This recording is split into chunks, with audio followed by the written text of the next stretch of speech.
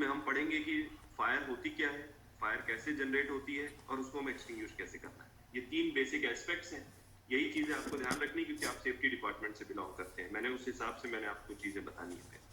सबसे पहला important part होता है fire tetrahedron.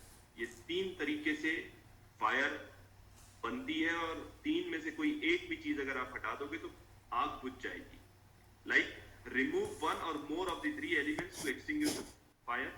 Either you remove the oxygen, either you remove the heat, or either you remove the fuel. ये 3 में से कोई भी चीज अगर आप कट ऑफ करते हैं तो वो आग बुझ जाएगी। जैसे कि कहीं अगर आग लगी हुई है उसके ऊपर अगर आपने फायर ब्लैंकेट डाल दी तो आग बुझ जाती है क्योंकि आपने ऑक्सीजन कट ऑफ कर दिया। ठीक है, ये 3 में से कोई भी चीज अगर आप कट ऑफ करते हैं तो आपकी आग बुझ जाएगी। नेक्स्ट है क्लासिफिकेशन ऑफ फायर। कितनी टाइप्स की फायर क्लासिफाइड की जाती है? जनरली हम उनको 5 कैटेगरी में बांटते हैं, A, B, C, D और K। जो A टाइप की फायर है हम उसको किस तरीके से वो फायर आ रही है वो है types of fire. Like A type की fire will be from wood, paper, cloth, trash and other ordinary material. B will be for gasoline, oil, paint and other flammable liquids. This will be configured as under B. What is the C type of fire? May be used on fires involving light electrical equipment without danger to the operator, like electrical fires. It will be C. D will be combustible metals and combustible metal alloys will be coming under category D. Last class of fire is A. Cooking media or vegetable. This type of fire will occur in generally in mess area और जहाँ हम खाना बनाते हैं उस जगह में। ये 5 क्लासिफिकेशंस हैं फायर की। अब हम आगे पढ़ेंगे मेथड ऑफ फायर एक्सटिंग्विशन। अब हम फायर को कैसे रोक सकते हैं, यही मैंने आपको पहले भी बताया। ये फायर ट्रायंगल होता है, तो सबसे नीचे राइट साइड फोटो देखोगे, हीट, ऑक्सीजन, फ्यूल। अब आप इसमें से कोई भी एक चीज को हटा दोगे तो आग रुक जाएगी। जैसे starvation, remove of fuel, fuel को रिमूव कर दें। स्मूदरिंग, रिमूव ऑफ ऑक्सीजन, आप ऑक्सीजन रिमूव करें, आपकी आग कट जाएगी। कूलिंग, रिमूव ऑफ हीट, आप उसको कूल डाउन करेंगे, जैसे हम एबीसी पाउडर यूज करते हैं, उससे कूल डाउन हो जाता है तो उससे फायर रुक जाती है। एक तरीके से हमको इस जो केमिकल रिएक्शन है इसको हमको रोकना है कि जैसी केमिकल रिएक्शन को हम रोकेंगे तो इससे सारी फायर जो आपकी वो खत्म हो जाएगी। Removal of fuel, removal of oxygen, removal of heat. This will all togetherly help us extinguish the fire and stop the chemical reaction. Next, we'll learn about the pass system.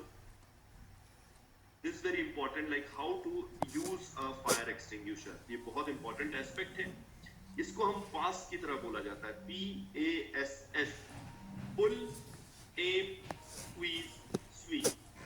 सबसे पहले जो उसमें पिन लगा होता है, fire extinguisher आपने देखा होगा, फायर एक्सटिंग्विशर में एक पिन लगा होता है।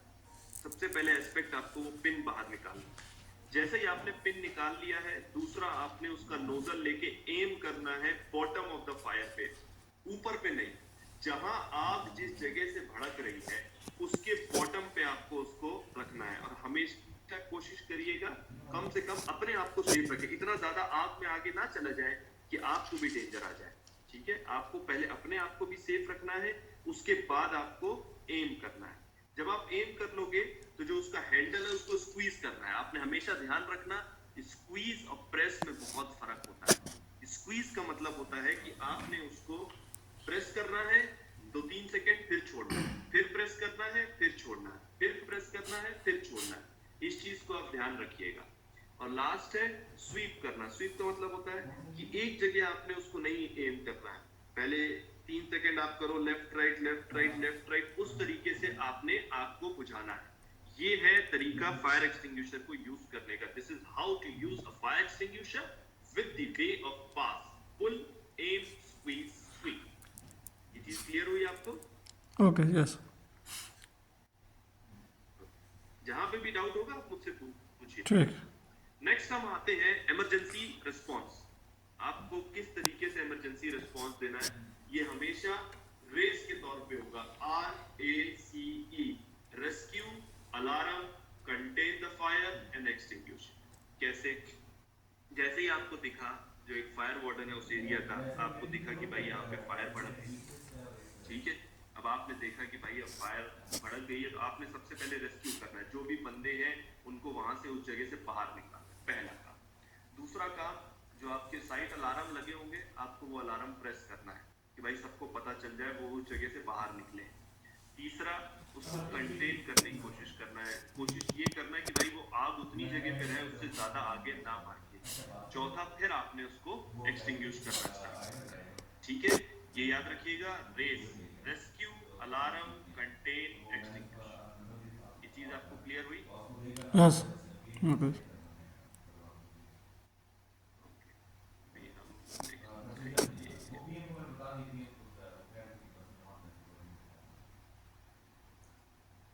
अब हम नेक्स्ट जाएंगे फायर इमरजेंसी प्लान के ऊपर। एक मिनट,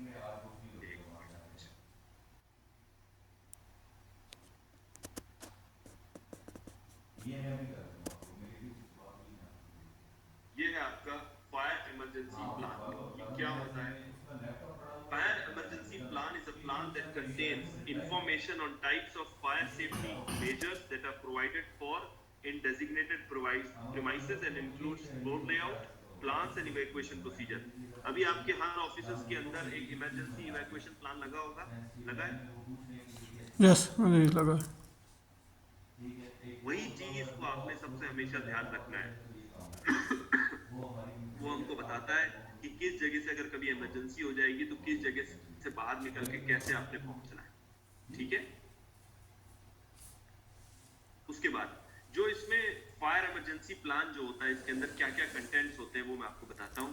पहला होगा objective, next action to be taken in event of an outbreak of fire, fire occurring outside office hours, duties and responsibilities, external emergency support, fire evacuation drills, classification of emergencies, general information, evidences which includes the forms which is to be used when we are preparing the fire emergency plan.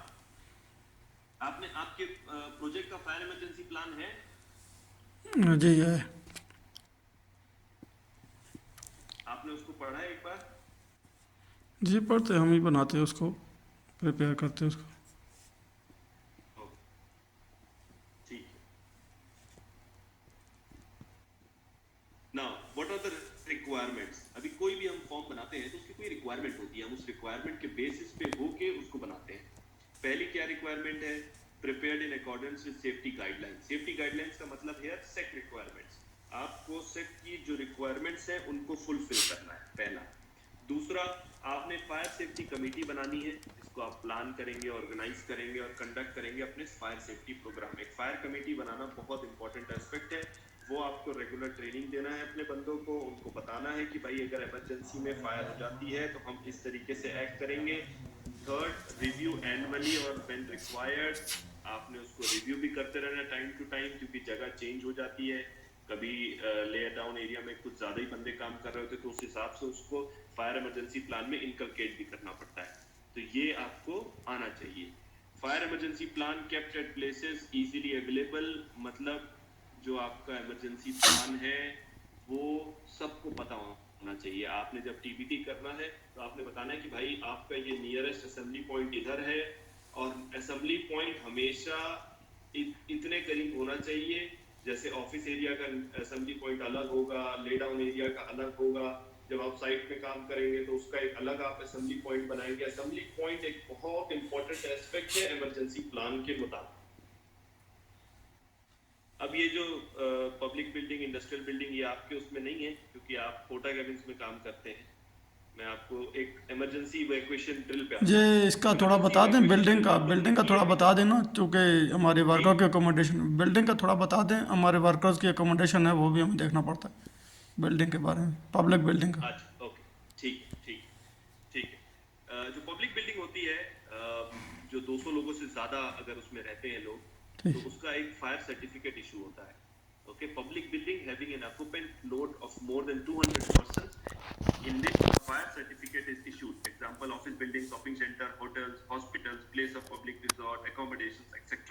जहाँ पे भी आप लोग रह रहे होंगे, आपने देखा होगा वहाँ पे फायर अलार्म लगे होंगे, फायर हाइड्रेंट लगे होंगे, ये सारी चीजें वहाँ पे लगी हैं। अच्छा जी लगी। ठीक है।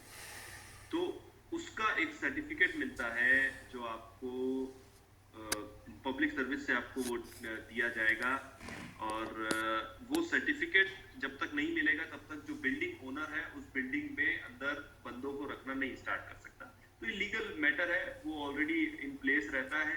जब उसको चेक किया जाता है तो फायर स्प्रिंकलर भी चेक किए जाते हैं, जिसके बारे में आपको आगे डिटेल में बताऊंगा क्या क्या टाइप के फायर एक्सटिंग्विशर और फायर डिटेल्स होते हैं। तो इन जनरल आप बस इतना ध्यान में रखिए कि जिस बिल्डिंग में भी 200 लोगों से ऊपर है उसमें ये सारी चीजें होनी चाहिए। और जब आप फायर ड्रिल करते हो तो एक ड्रिल आपने बिल्डिंग में भी करनी है, ताकि लोगों को पता चले और आपको पता चले कि भाई first floor, second floor, third floor से लोग कितनी देर में नियरेस्ट असेंबली पॉइंट तक पहुंच रहे हैं। ठीक है। ठीक है। उसके बाद फायर इवैक्यूएशन ड्रिल, आपने अभी तक फायर ड्रिल की है प्रोजेक्ट पे?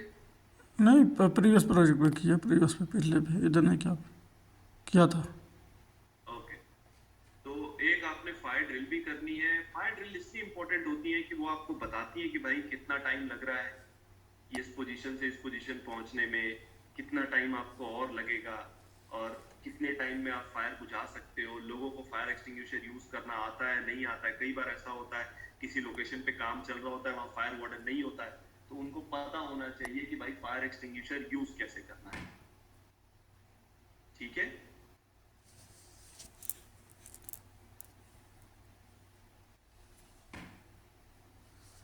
अब मैं जो सबसे इंपॉर्टेंट एस्पेक्ट है इसका, जो सबसे ज्यादा इंपॉर्टेंट है कि फायर सेफ्टी सिस्टम और फायर फाइटिंग इक्विपमेंट क्या होते हैं। ये एक बहुत इंपॉर्टेंट एस्पेक्ट है, लास्ट एस्पेक्ट है, बट ये बहुत वेटेज रखता है क्योंकि ये जानना बहुत जरूरी है। अब इसमें कुछ पिक्चर्स हैं जो आपको आसान देंगी ताकि आप चीजें समझ पाए बहुत इजीली। ठीक है। ये है आपके fire safety system and fire fighting equipment, types of fire safety system. अभी इसमें आप फोटो से भी देख रहे होंगे, सारी चीजें आपने देखी भी होंगी। इसमें है फायर डिटेक्टर है, फायर अलार्म सिस्टम है, जो ब्रेक ग्लास करके आप प्रेस करते हो वो सिस्टम है, अलार्म पैनल्स है, एग्जिट स्टेयर केसेस होती हैं, जहाँ लिफ्ट भी लगी है वहाँ एग्जिट स्टेयर केसेस भी होना जरूरी है, फायर डोर्स अलग से बने होने चाहिए, फिर एस्केप रूट, जो इमरजेंसी एस्केप रूट है वो होना चाहिए, स्मोक डिटेक्टर्स होने चाहिए, हीट डिटेक्टर्स होने चाहिए। ये सारी चीजें पिक्चरों के साथ आप फेमिलियर है, ये आपने देखे हुए हैं? जी देखिए। इसमें से कोई भी डाउट होगा आप मुझसे पूछिएगा, ठीक है? ठीक है। अब ये जो सारी चीजें हैं ये आपको डिटेक्ट करने के लिए है कि भाई आग लग गई है। अब आग को कैसे बुझाएं उसके लिए ये सारी चीजें आती हैं। Fire extinguisher, fire hydrant, fire sprinkler, water spray system, sand bucket, hose reel, fire blanket. इसमें से सारी चीजें, जो पहला वाला है फायर एक्सटिंग्विशर है, दूसरा वाला फायर हाइड्रेंट है, तीसरा वाला आपका फायर स्प्रिंकलर सिस्टम है, चौथी फोटो जिसमें पानी नीचे की तरफ आ रहा है वो वाटर स्प्रे सिस्टम है, फिर उसके बाद आपका वाटर मॉनिटर है, फायर बकेट्स हैं, होस रील है, फायर ब्लैंकेट है। ठीक है, ये सारी चीजें आप फैमिलाइज होंगे।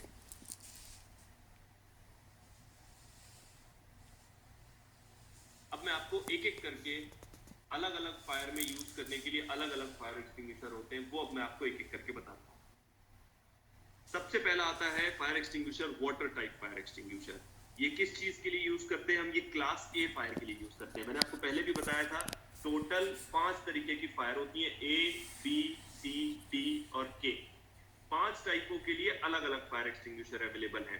पहला वाला जो है, जो ए टाइप की फायर के लिए है, वो हम वाटर यूज करते हैं। ठीक है, और सबका डिजाइन अलग अलग है। जैसे जो वाटर टाइप फायर एक्सटिंग्विशर होगा वो वाटर व्हाइट से लिखा होगा और बैकग्राउंड रेड होगा। जो दूसरा है वो आपका है फोम काइंड ऑफ स्प्रे। ये ए और बी दोनों में आप यूज कर सकते हो, ए टाइप फायर में भी, बी टाइप फायर में भी। जो फोम टाइप लिखा होगा वो व्हाइट बैकग्राउंड में रेड कलर से लिखा होगा। ये दूसरे टाइप का फायर एक्सटिंग्विशर है।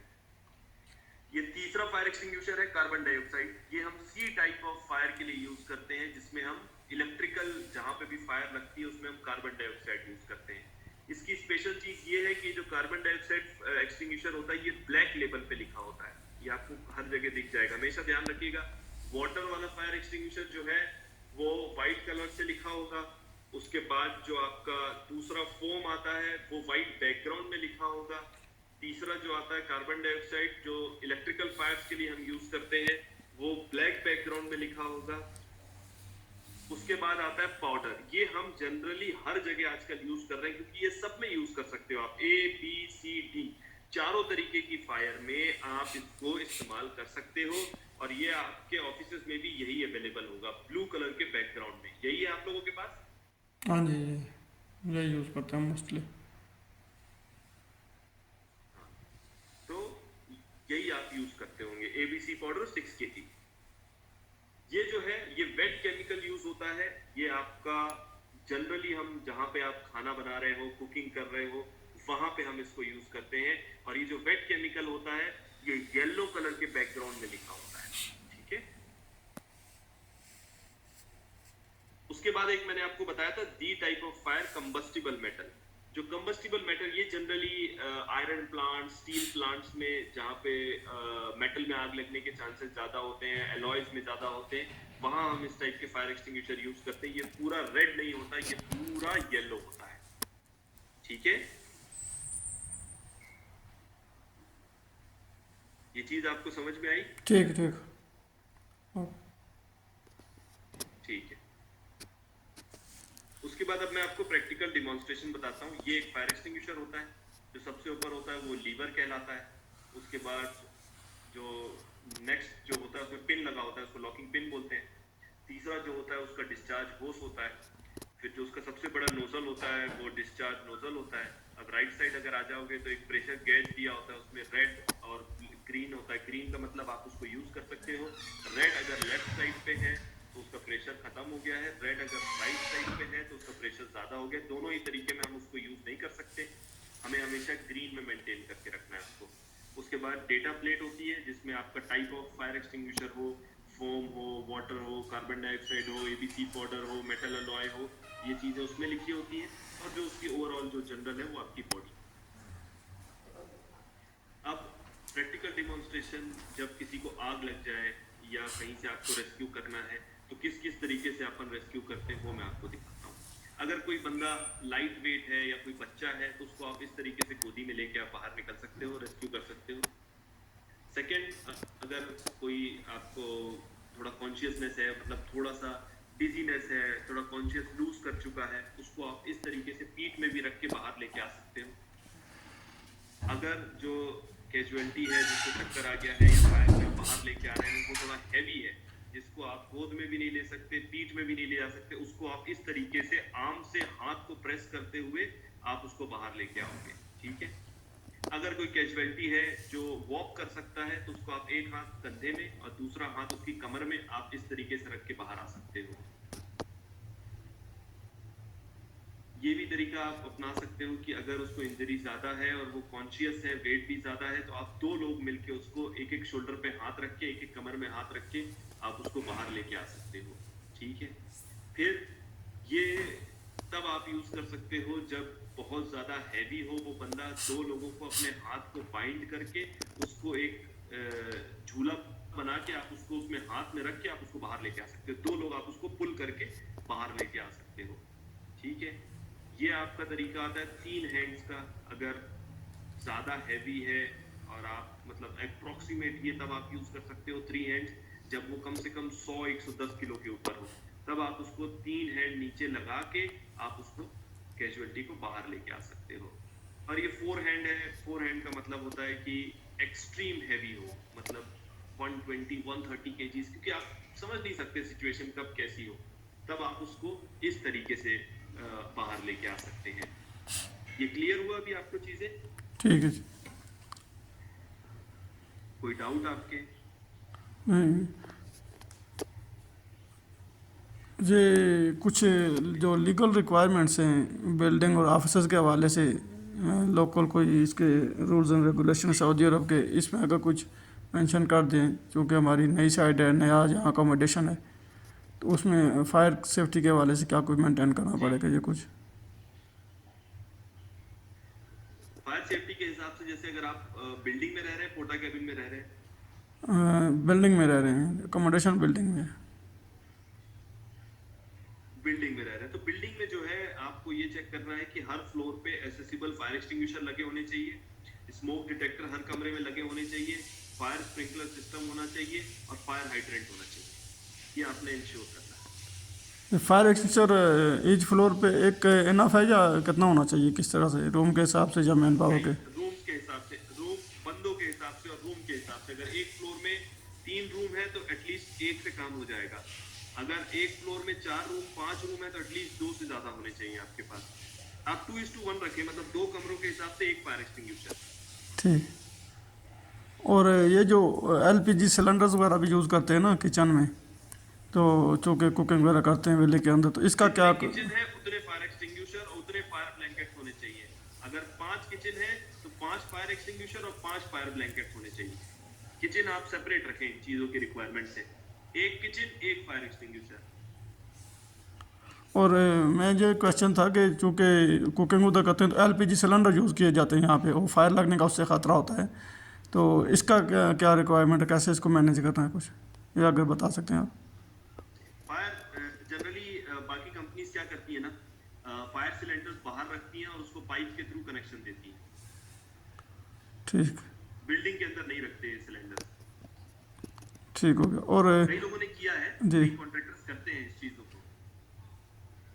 ठीक हो गया। और पोटा कैबन का, जैसे ऑफिस वगैरह हमारे हैं, हम अभी बन रहे हैं, उसका कोई रिक्वायरमेंट या स्टोर का, फायर सेफ्टी के वाले से? उसका रिक्वायरमेंट आप ये लेके चलें कि अगर दो ऑफिसेज में एक फायर एक्सटिंग्विशर का हिसाब रखें आप, 2:1, ये हमेशा ध्यान पे रखें। 2 ऑफिसेज हैं, 2 अंदर पोटा कैबिन के अंदर, एक पोटा कैबिन के अंदर 2 ऑफिसेज हैं, एक फायर एक्सटिंग्विशर, 2 ऑफिसेज हैं, एक फायर एक्सटिंग्विशर।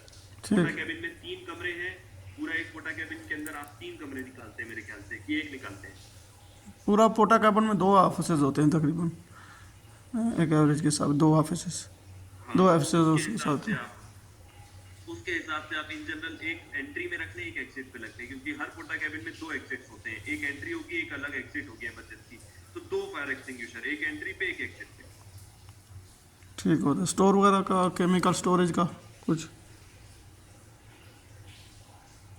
जो जितने भी केमिकल स्टोरेज होंगे उनके सामने आपको हर केमिकल स्टोरेज के बाहर कैपेसिटी के हिसाब से, अगर आपने वहां पे 50 केजी के ऊपर रखा हुआ है तो आपने 2 फायर एक्सटिंग्विशर, मतलब 1:25 केजी आप रखें। 25 किलो का अगर जहाँ पे सामान रखा है वहां पे 1 फायर एक्सटिंग्विशर, 50 किलो में 2, 100 किलो में 4, और जहाँ पे जनरेटर रखे हुए वहां 21 किलो वाले फायर एक्सटिंग्विशर रखेंगे, वहां 6 किलो 20 वाले, 25 वाले 25 के जी 25 वहाँ पे केजी रखते वाले व्हील वाले फायर एक्सटिंग्विशर रखने हैं। हैं, 25 के जी वहाँ पे हम रखते हैं। जी, ये जो केमिकल स्टोर है, ये जो मेन स्टोर होता है, जैसे हमारा जहाँ पे मटेरियल वगैरह हम लोग स्टोर करते हैं, उससे कितना डिस्टेंस पे होना चाहिए, आउट होना चाहिए, या उसके अंदर रख सकते हैं इसको? नहीं, आपका जो मेन स्टोर है उससे मिनिमम आपका 15 to 18 मीटर्स का डिस्टेंस होना चाहिए, जो ये आपका सेक भी कहता है। सेक आपको ये भी कहता है कि जो आपका जनरेटर होगा वो ऑयल, जो डीजल स्टोरेज टैंक है, उससे मिनिमम 12 मीटर के डिस्टेंस पे होना चाहिए, और एक फायर वॉल भी होना चाहिए बीच में। ठीक। ठीक। क्लियर है? ठीक हो गया।